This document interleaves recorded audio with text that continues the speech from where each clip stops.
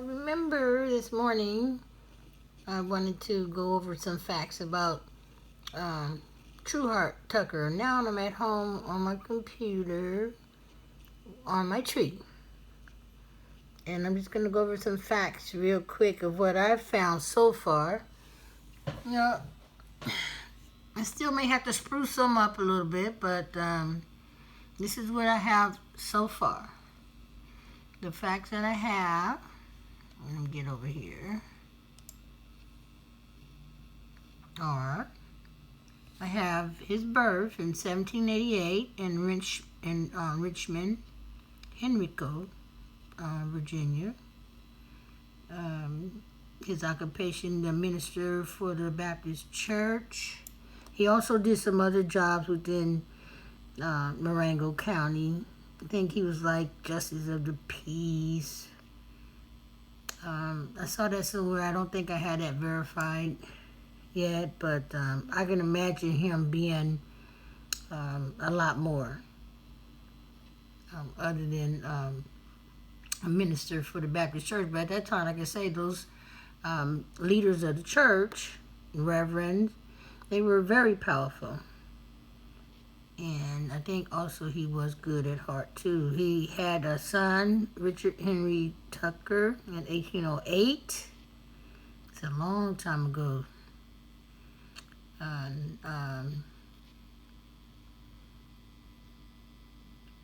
He married,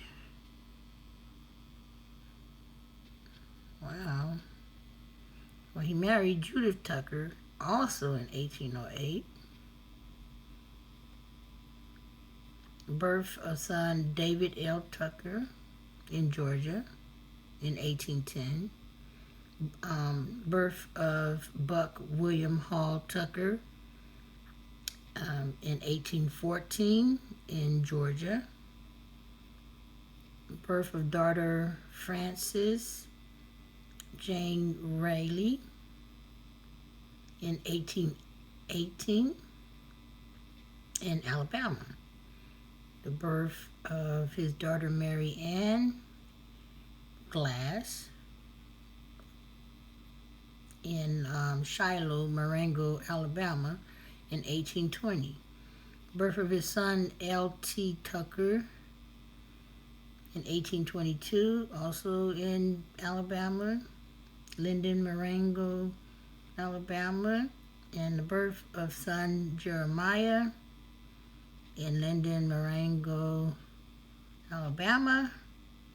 Birth of son Lemuel T. Tucker in 1829. And birth of daughter Amanda A. Dunning in 1832. Then the marriage of his son in 1832. Richard Henry Tucker, and his spouse's name was Martha Tucker. He also had a marriage of his daughter in 1834, Frances Jane Rayleigh to James Rayleigh, and then a marriage of his son Buck William Hall Tucker in 1835 to Mary Tucker, born Glass. And then marriage of daughter Mary Ann Glass, born Tucker, to Jonathan Glass in 1837. Wow. Then on the 1840 census, he is,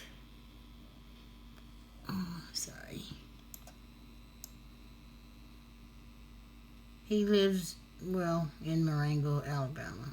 1846, marriage of daughter Amanda A. Dunning to John A. Dunning. And then 1850, on the census, he's still living in Marengo County, Alabama. 1855, death of wife Judith Tucker in Marengo, Alabama in March. And then that following year, his death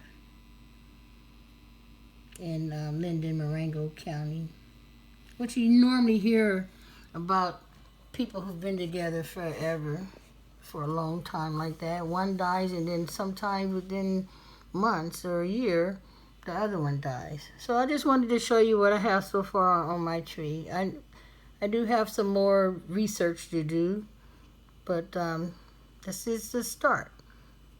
And I'm going to start, like I say, with Truhart, Reverend Truhart Tucker, and his wife Judith Tucker. Like I say, we do have, his father. I'm not so sure about his mother. I haven't done that much research on those two, but I do have some documents on them. And then this I haven't opened up yet. It's supposed to be, I guess, a discovery. But this is pretty good. And then Judith Tucker, who was born Hall. And we also have her parents, Henry Hall and Sally Hall.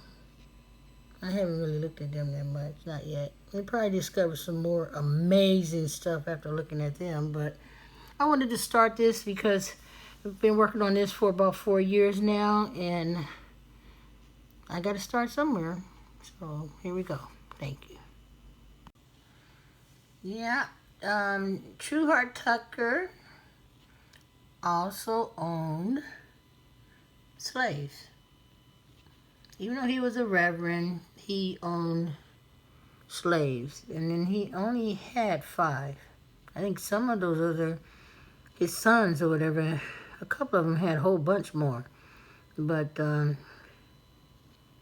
yeah, he owned slaves. And there they are. Well, they were older ones. I don't see any younger ones. But like I said before, he was a slave owner. They do have the document right here. See if I can get it up here. Bigger. I think he's on this side over here. It's 1850, matter of fact. And who's that? I don't know who this is, but this one right here got a whole bunch of them. See, each one of these numbers mean that it's a slave. That's their age. They're all black, not mulatto, and that was another race that they had there. So you see what was going on, kind of like in that time too. Seemed like the ones who were mulatto were a lot better off than the ones who were black, darker, I guess. So this is the ages. 45 is female, male. This is not Truhart, but this was a Tucker. They had a bunch of them.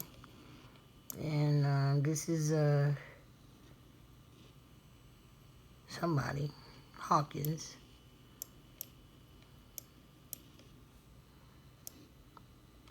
William Tucker. No, that's Pitts. I know William Tucker's on here somewhere. Sorry. That's Campbell. Oh, there's William right there. He only had a few. 27-year-old female, 10-year-old female, 2-year-old female. And that's his dad. Right under there. It's Truhart Tucker. And he had 5. Like I showed you on the one where they kind of printed out. In addition to that, he also owned a lot of land, like I said earlier this morning. And that, these documents I have are right here. He owned about 200 acres altogether in Marengo County. When I hit this map, it went to around the Sweetwater, Dixon Mill area. All of these were around in that area. And this is 80 total acres. Right here was 81, a little bit above 81 acres on this one. And then on the next one,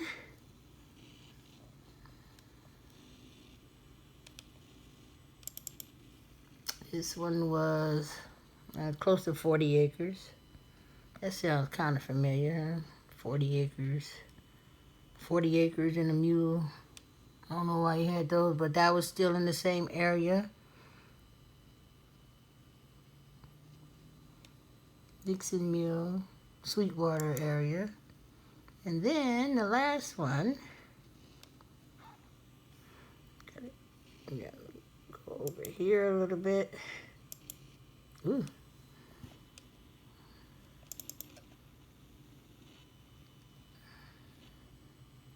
This one was about 80 acres, so about 200 acres, and all in this area, which was Dixon Mills, Sweetwater, Marengo County.